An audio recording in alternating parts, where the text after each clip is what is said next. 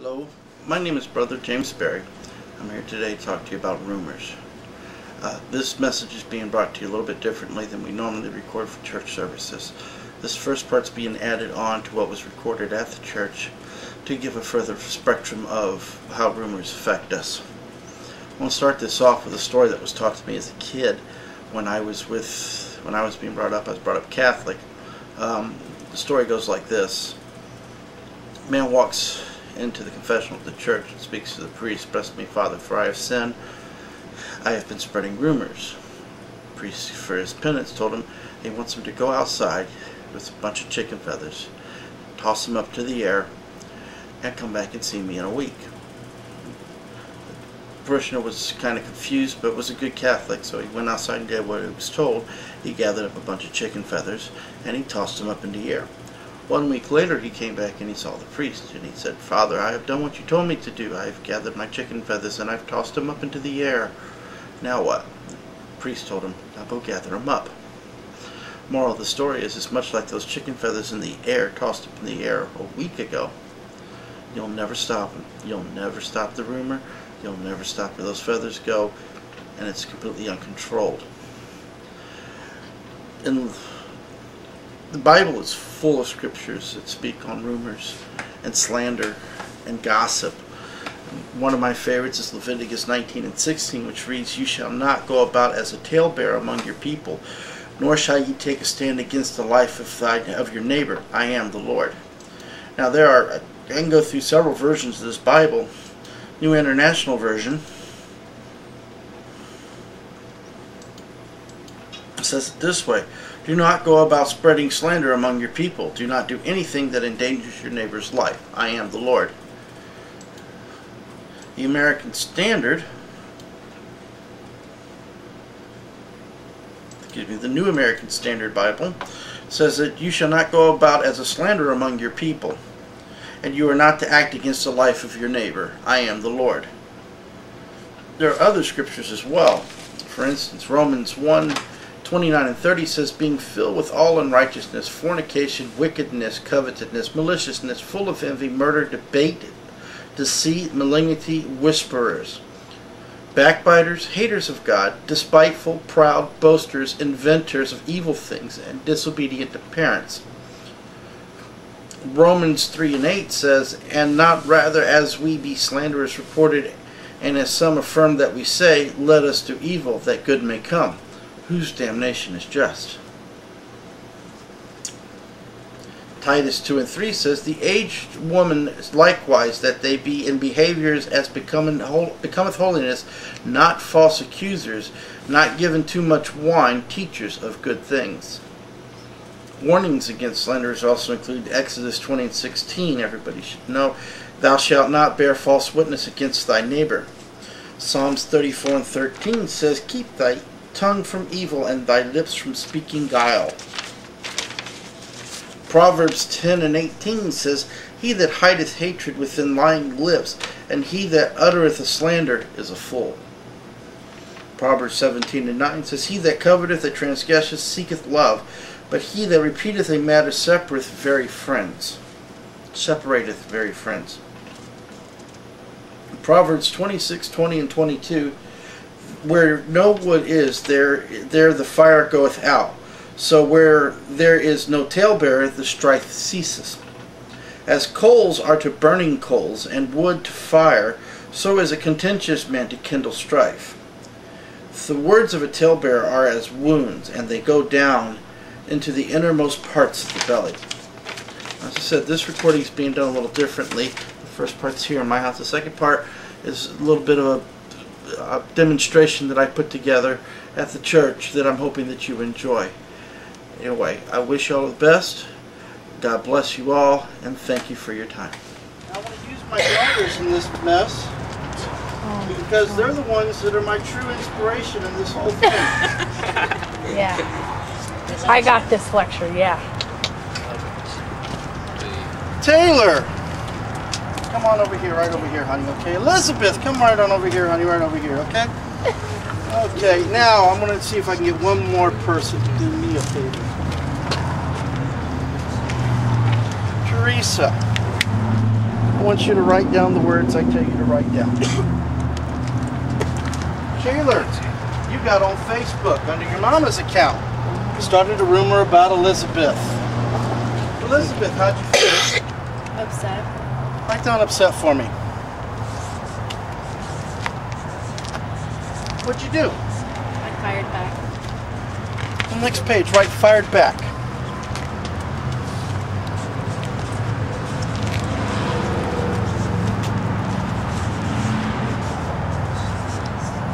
She fired back at you. How do you feel? Furious. Let's go with angry. That's a big word. Angry. What'd you do? Fired back. Let's go with retaliated. I want something different than fired back. Big word anyway. She retaliated against you, man. She just told you off like you wouldn't believe. How do you feel? Even angrier. So now you're just at that really mad stage, Outraged. right? Outraged. Let's write down the word outraged.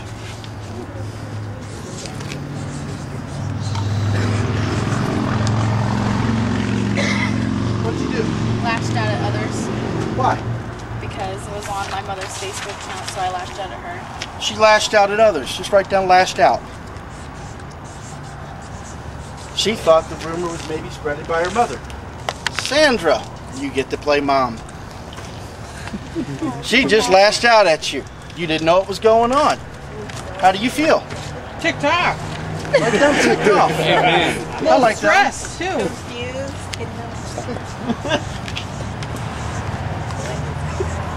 How'd you respond? I yelled back. She yelled back at her daughter. Just write back, yelled back. And then I punished her.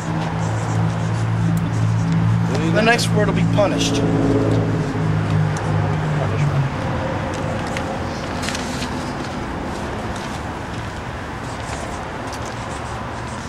lot of words.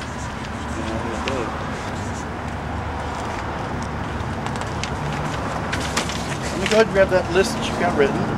Thank you. Appreciate your help.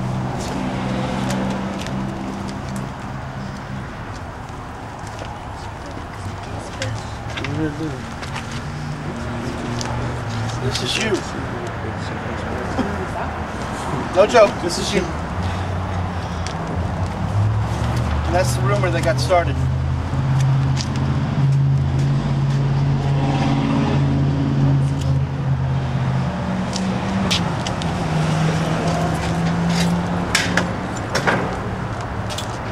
That's the rumor that just got started. It started a small fire. Hopefully.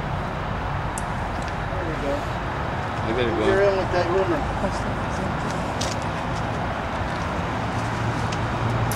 You got upset.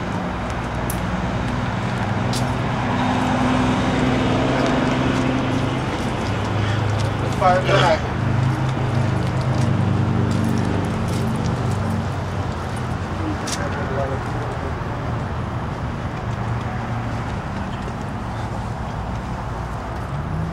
This works so well once before. Ball it up, James.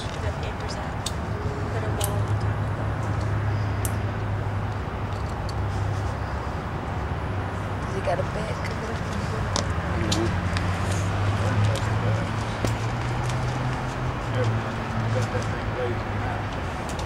That's Pentecostal. It's really You got angry. And you retaliated. Can y'all hear this? Yep. Okay. You were outraged. And you lashed out at others. You were ticked off. You fired back. You were punished.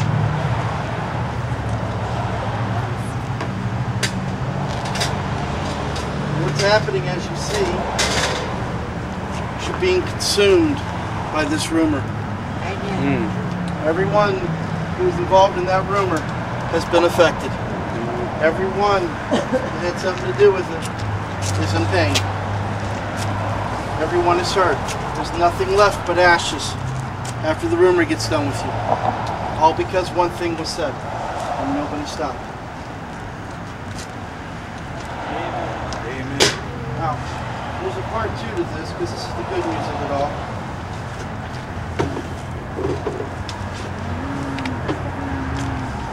God's love.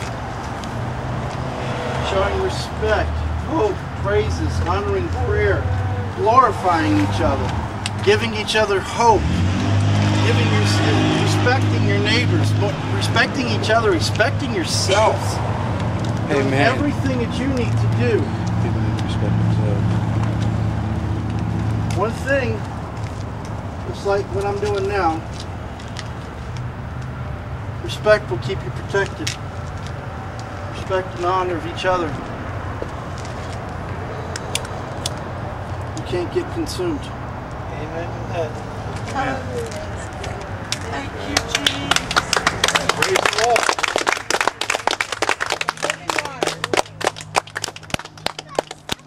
Saturated in the Lord. That's what it is. That's good stuff right there. That is the lesson I have. I know it's short and it's sweet. I don't do long sermons yet. I may do someday. But this was one that was brought on to me, inspired by my kids who should have hopefully have never inspired to me again.